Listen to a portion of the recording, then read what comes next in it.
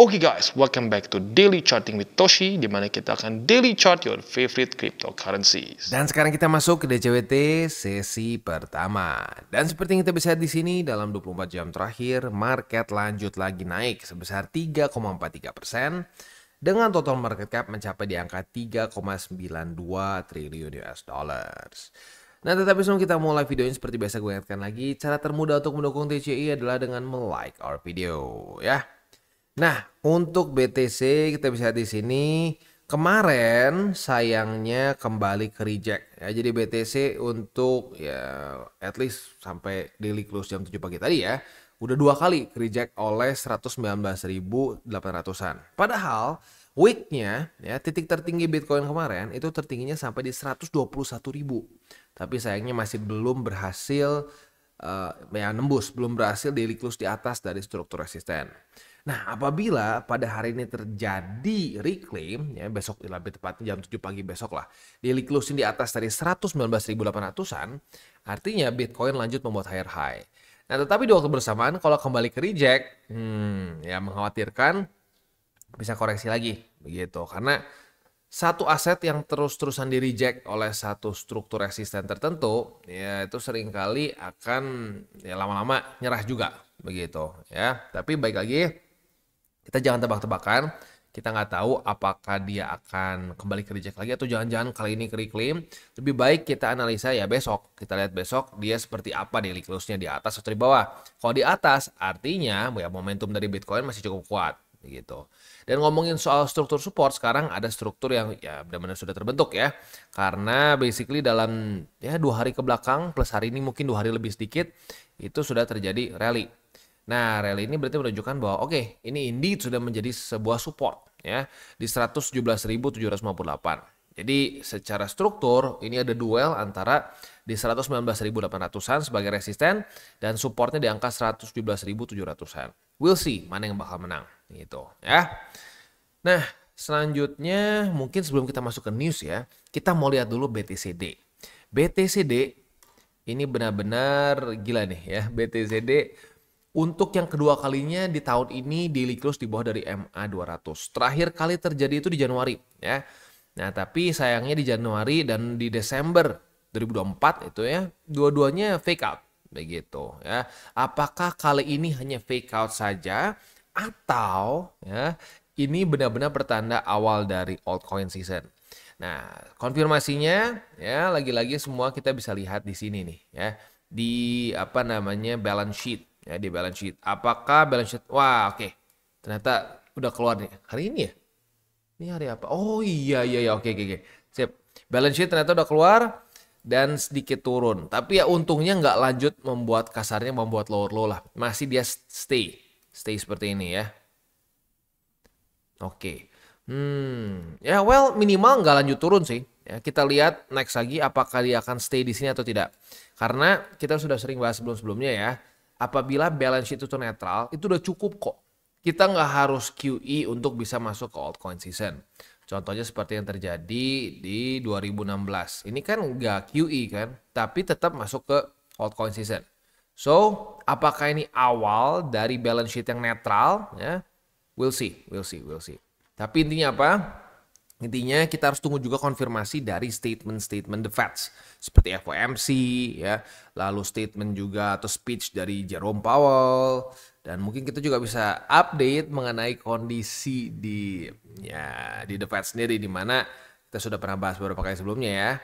Ya, sepertinya ada permainan politik di dalamnya ya, di mana mulai ada kubu yang lebih pro dengan kebijakan Trump, itu kebijakan untuk mulai cutting rates dengan statement-statement seperti tarif tidak akan terlalu membuat inflasi ngaruh dalam jangka panjang lah begitu. Akan ngaruh dalam jangka pendek tapi jangka panjangnya akan terlalu ngaruh dan seterusnya. Statement-statement seperti itu kalau sampai bergeser ke benar-benar statement yang dovish, ke statement-statement yang kemungkinan besar menunjukkan potensi untuk pivot ya dari monetary policy yang tight sekarang. Balance sheet masih ya terakhir kan tight ya, masih terus turun. Sekarang mulai ada harapan nih. Lalu interest rate yang masih di atas. Nah, kalau sampai itu mulai bergeser ke monetary policy yang lebih loose, nah itu potensi altcoin seasonnya ya benar-benar semakin membesar. Gitu. Tapi ya ini sedang masa-masa krisis jujurnya. Masa-masa pergantian begitu ya. Sama kayak pergantian musim lah ya. Itu pasti ada masa-masa pancarobanya lah, masa-masa yang tidak enak nih nunggu ini beneran udah mau ganti belum musimnya ya. Nah, tetapi gue ingatkan sekali lagi ya, jangan sampai all in di alts gitu ya. Karena kalau gue perhatiin dari komen-komen di sosmed terutama ya, itu udah mulai orang mirip-mirip kayak di sini lah. Wah, udah pasti nih altcoin season, udah pasti. Tapi faktanya nggak kejadian kan di sini. Ya, jadi jangan sampai kita berpikir, oh ini berbeda, this time is different. Hati-hati, itu satu kalimat yang sangat berbahaya di market. Kali ini berbeda, ya. Ya, kita tunggu konfirmasi saja. Dan sebenarnya kalau lu sudah 60-40 pun itu udah oke banget kok. 40% altcoins itu sudah sangat cukup untuk bisa sampai ya kalau sampai masuk altcoin season gitu ya. Nah, sebelum kita masuk ke newsnya kan gue bilang bahas BTCD. Kenapa? Karena ya ini sebenarnya bisa dibilang menjadi salah satu alasannya juga ya BTCD mungkin semakin turun begitu ya, karena Genius Act baru saja belum di pass sih ya, tapi sudah mulai di vote dan juga udah di pass tetapi masih belum menjadi hukum ya. Nah, buat lo yang sudah dengerin DCWT beberapa hari ke belakang ya, seminggu ke belakang deh, kemungkinan besar tahu bahwa awalnya untuk Genius Act ini ditunda untuk vote-nya karena nggak dapat majority dari vote Republican begitu. Tetapi sepertinya Trump dalam tanda kutip memaksakan ini ya sampai beberapa vote Republican yang tadinya against jadi pro, dan akhirnya ya legislasi ini di pass dan rencananya nanti hari Jumat ya akan menjadi hukum begitu ya. Nah, untuk Genius Act ini sekali lagi fokus mereka itu adalah untuk regulasi stablecoins begitu ya. Nah, ya stablecoins orang rata-rata udah tahu lah ya, buat tuh yang dalam dunia kripto udah tahu, jadi gue nggak perlu jelasin lebih panjang lagi ya. Tentunya stablecoins yang semuanya terkait ke USD ya, karena sebenarnya ada stablecoins yang di backnya itu bukan dengan USD ya, ada juga yang di back dengan rupiah ada ya. Ada yang dengan rupiah, terus ada juga yang dulu tuh dengan beberapa uang di Amerika Latin begitu ya. Tapi ya otomatis yang actually ngaruh di sini adalah yang yang ini ya, yang di backnya itu by USD gitu ya. Nah, selanjutnya ya selain dari itu juga kita udah bahas sih sebenarnya nih di sebelumnya ya, di beberapa hari sebelumnya mengenai Genius Act ini adalah satu dari 3 legislasi yang sedang diajukan di Washington ya, yang di back oleh si Trump. Satu udah di approve nih, tinggal 2 lagi ya. Nanti satu persatu kita bahas lah kalau sudah sampai di approve lagi atau di pass ya. Nah, yang unik juga dari sini adalah apa? Mereka ya, atau lebih tepatnya legislasi Genius Act ini ya membuat the Feds tidak bisa membuat CBDC begitu ya. Jadi kita bisa di sini ya, jadi CBDC. Nah, sini ya. Bill ini memprevent US Central Bank which is the Feds ya untuk tidak membuat CBDC begitu. Jadi ya ini bagus juga sih, karena CBDC itu ya lu boleh riset sendiri lah. CBDC itu the Feds bisa benar-benar mengontrol dan bisa nge-track semua transaksi kita, which is not that good begitu ya. Ya buat untuk adopsi kripto juga nggak terlalu bagus, dan untuk privacy juga nggak terlalu bagus. Jadi bill ini memprevent the Feds untuk melakukan itu, which is good juga ya. Nah ya, tapi kalau in general sih kita happy-nya kenapa, dan ini kenapa ngaruh ke BTCD. Nah, jadi semakin banyak adopsi ya, karena stablecoins itu punya korelasi yang cukup kuat dengan adopsi ke berbagai macam kripto lain. Begitu. Jadi apabila stablecoin semakin jelas regulasinya, semakin legal, orang-orang yang mungkin tadinya gimana ya ini sebenarnya masih legal atau enggak sih gitu ya. Nah, saat ini sudah benar-benar legal ya, sudah regulasi yang jelas, mereka akan cenderung lebih berani untuk ya adopsi. Dan sekali lagi korelasinya sangat kuat saat orang-orang adopsi stablecoins, pelan-pelan dia juga akan adopsi berbagai macam kripto lain seperti BTC, ETH dan kawan-kawannya ya. Itu jadi kayak semacam gateway drug-nya lah gitu. Lu awal masuknya tuh gara-gara stablecoin ya. Lu sadar bahwa wah enak ya, pakai blockchain tuh enak ya.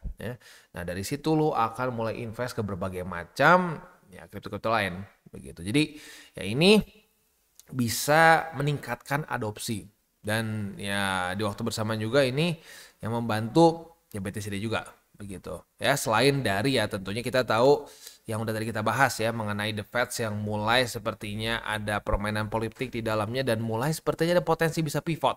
Begitu. Jadi double whammy ya. Gara-gara ini ya, gara-gara The Fed yang mulai ada potensi pivot dan juga Genius Act yang di-pass begitu ya. Nah, jadi nanti mungkin gua akan ingatkan ya hari Jumat nanti ya ada potensi bisa mungkin extra volatility saat si legislasinya ini sudah put into law ya. Sip, mumpung fundamental kita ingetin aja hari ini kita juga masih ada data penting nggak ya? Hari ini hari Jumat. Oh, hari Jumat udah nggak ada. Hari Jumat kayaknya nggak. Coba kita cek. Yes, benar. Hari Jumat nggak ada. Jadi ya udah kita bisa balik lagi ke chart. Untuk BTC ya sekali lagi overall doing good. Di weekly-nya juga ya potensi untuk membuat higher high lagi, untuk membuat weekly close tertinggi lagi sepanjang masa ya. Tapi ya sebenarnya ya kita masih ada 3 hari kurang ya, 3 hari kurang. Jadi dalam 3 hari masih banyak yang bisa terjadi. Ya lagi-lagi kuncinya menurut gue di sini. Bisa nggak Bitcoin reclaim 119.800-an? Dan kalau sampai ini berhasil dia daily close di atas dari sini, lalu dia jadi support, wah udah ya makin kuat dan potensi untuk lanjut ke atas semakin besar. Nah mungkin nggak sih Bang, ini Juli kita dikasih naik terus, nanti dibanting di Agustus. Well, kita sudah pernah bahas sebelum-sebelumnya ya. Ada saja kemungkinan seperti itu karena memang secara statistiknya ya Agustus itu bukanlah bulan yang bagus. Begitu. In general, Agustus lebih banyak jadi bulan yang merah instead of bulan yang hijau. Begitu. Jadi ya mungkin saja. Tapi ya pada faktanya bukan berarti karena nanti kalau Agustus dibanting ya udah aja ya kita tidak perlu lagi DCA. Ya sekarang kalau pertanyaannya ini ternyata naik lanjut ke atas terus gimana? Ya misalkan sampai ke 140, 150. FOMO nggak? Ya FOMO ujung-ujungnya kan. Nanti udahnya lupa Agustus ada kemungkinan potensi dibanting. Nah pas dibanting udah beli di pucuk. Nah itu yang serem. Ya jadi tetap DCA aja, tetap DCA. Ingat DCA is king. Ya dan kenapa kita DCA itu? Kita harus ngerti mindsetnya. Mindset awalnya kenapa kita DCA supaya apa? Supaya kita tuh bisa mengikuti market. Yang menjadi air di market. Ya kita pernah dengar lah ya. Nggak tahu sih. Kalau generasi gue sih sering dengar ya. Quote dari Bruce Lee. Ya. Be like water my friend. Katanya. Jadilah seperti air temanku. Ya. Kenapa? Karena air tuh ditumpahin kemanapun jadi itu. Jadi mengikuti. Ditumpahin ke vas jadi vas. Ditumpahin ke gelas jadi gelas gitu ya. Nah, jadilah seperti air. Nah, cara paling mudah untuk menjadi air di market adalah dengan DCA gitu. Kalau lu pengennya all in itu memaksakan gitu. Udah tahu bentuknya kotak, lu bilang enggak harus sphere, harus bola bentuknya. Ya enggak ya jadi ya gagal begitu ya. Udah, sip. Itu kurang lebih untuk makronya udah ya cukup simpel juga sih sebenarnya ya. Dan hari ini sekali lagi gue ingatkan tidak ada data penting. So ya bisa terus aja fokus lebih ke TA. Sebelum kita lanjut masuk ke makronya, seperti biasa gue akan disclaimer dulu bahwa semua konten dari TCI bukanlah financial advice, ini semua bentuknya adalah edukasi ya. Lalu bagaimana cara untuk mendukung TCI? Ada banyak caranya, lu bisa like our video, bisa share our video, itu juga bisa menggunakan link referral kita di bawah. Dan sekarang kita akan dengar dulu pesan-pesan dari sponsor kita pada hari ini. Oke, today's video is brought to you by Wolby. Dan Wolby ini adalah suatu platform yang fokusnya lebih ke trading futures. Nah, tapi yang berbeda dari platform lainnya adalah Wolby ini menggunakan ChatGPT-4 untuk membuat AI signals di sini ya. Dan yang unik lagi dari AI signals ini kita bisa pilih sesuai dengan risk profile yang kita inginkan ya. Mulai dari low risk, medium risk, bahkan sampai ke high risk begitu. Jadi bisa disesuaikan dengan resiko yang kita inginkan. Dan yang unik juga di sini adalah kita bisa lihat mulai dari TP dan SL-nya gitu ya. Contoh Mami, TP-nya 5%, SL-nya minus 1%. Nah, jadi sudah lengkap TP SL. Nggak cuma sekedar bisa buka posisi saja, tapi sudah ada parameters untuk SL-nya juga begitu. Dan tentunya ini akan meningkat sesuai dengan risk profile yang kita pilih. Contoh kita lihat Carlos. Carlos ini medium risk. Otomatis secara TPSL-nya pun berubah. Dan tentunya paling tinggi adalah MC Whale di mana di sini TP-nya bisa sampai 40% dan SL minus 16%. Jadi sekali lagi cocok untuk berbagai macam jenis resiko gitu ya. Nah, tapi andaikan lu merasa bahwa oke, gue udah biasa trading nih ya, gue udah bisa dengan SOP gue sendiri. Lu pun bisa trade dengan manual ya seperti biasa ya, di mana lu membuka posisi sama persis seperti di platform-platform lainnya. Tapi unik di sini adalah mereka itu ada TP dan SL triggers yang bisa di-set juga dengan AI ya.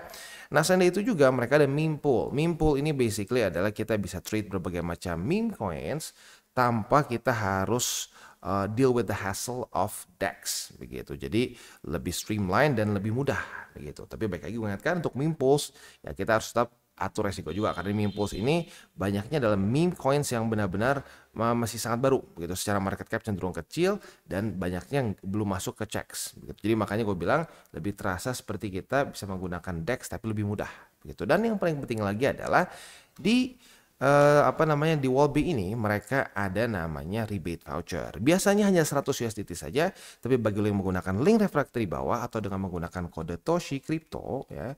Sekali lagi dengan kode Toshi Crypto, kita akan mendapatkan upgrade dari 100 USDT menjadi 250. Jadi buat lo yang tertarik untuk coba Wallbe, boleh pertimbangkan untuk menggunakan link referral kita di bawah. Dan sekarang kita masuk ke Bitcoin. Untuk Bitcoin bagi yang konservatif sih nggak dapat posisi short ya, karena retest keduanya lewat jam rawan di jam 4 subuh ya. Tapi buat yang agresif sudah punya posisi short ya.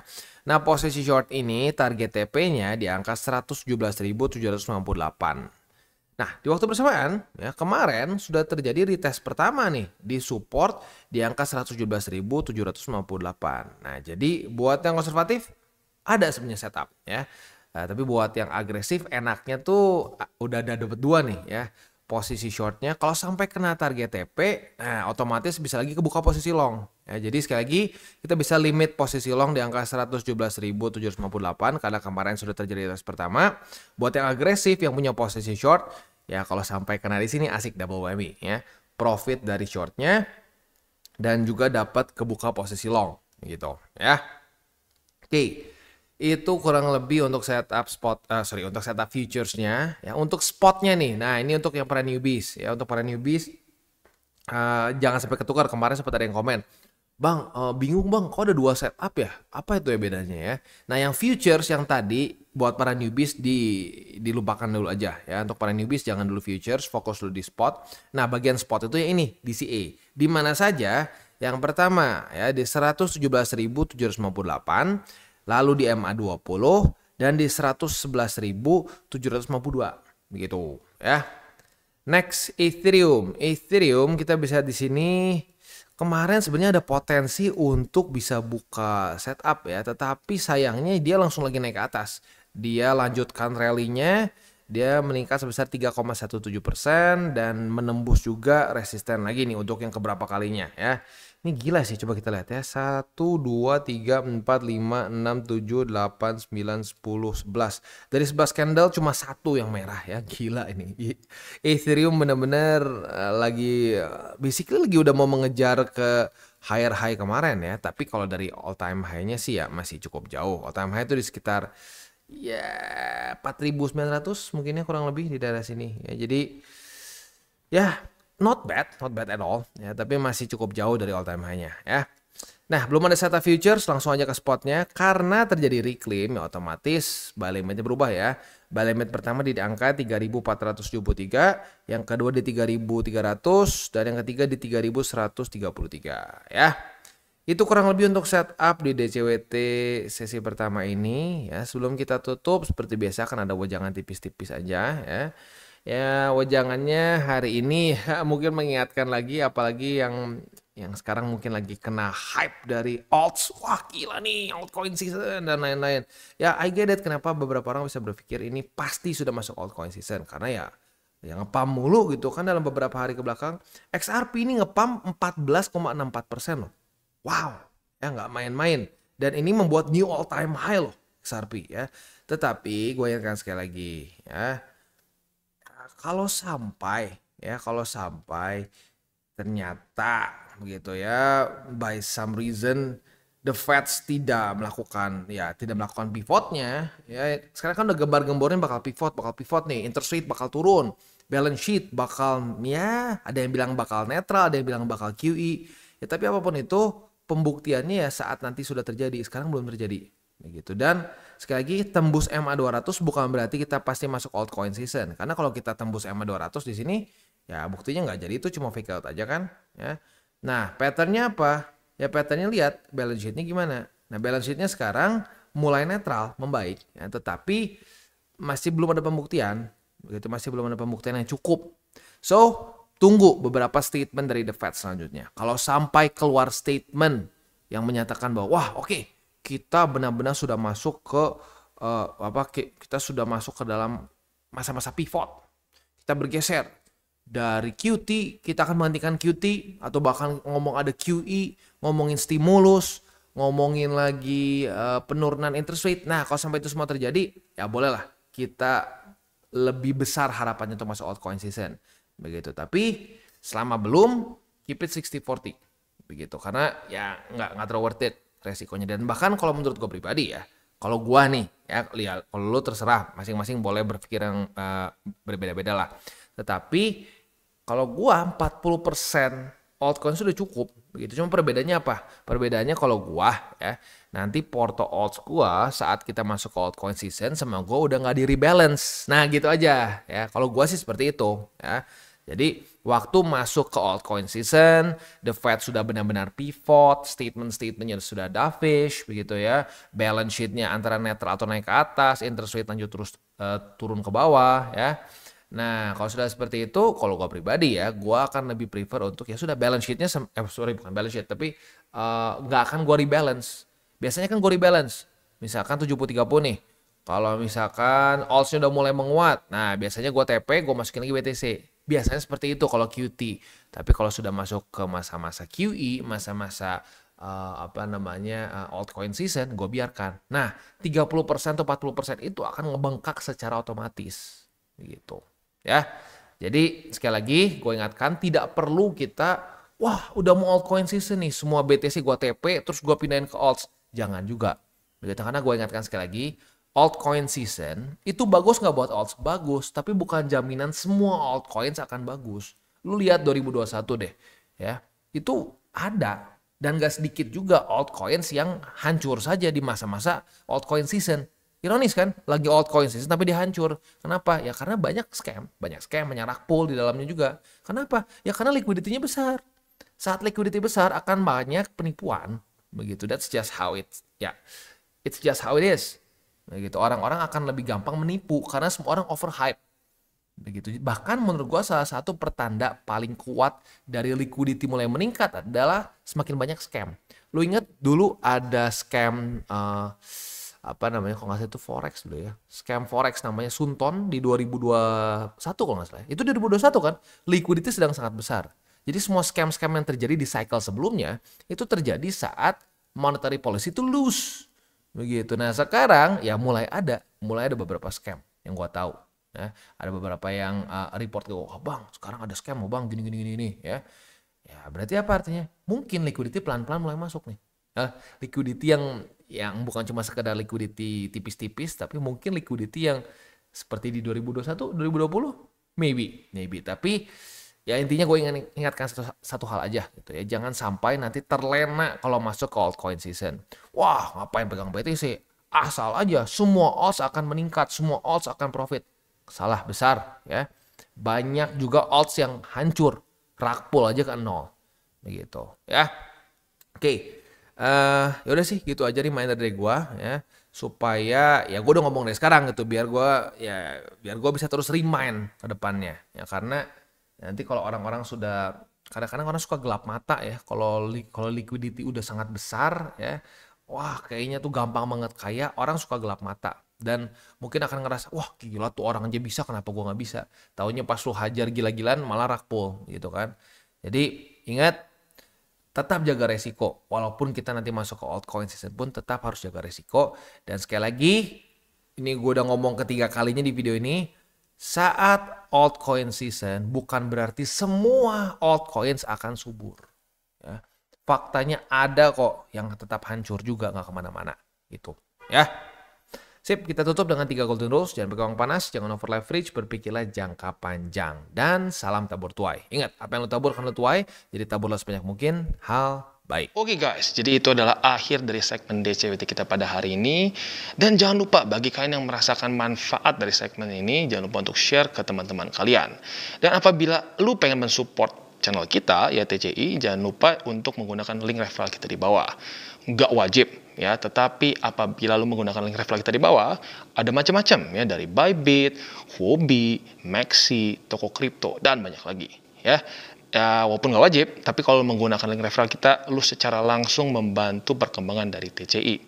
Dan satu lagi, jangan lupa juga untuk join Telegram group kita, di mana kita bisa ngobrol-ngobrol santai mengenai dunia cryptocurrency secara dua arah. So, jangan lupa untuk like, subscribe, click the bell icon, and see you on the next video.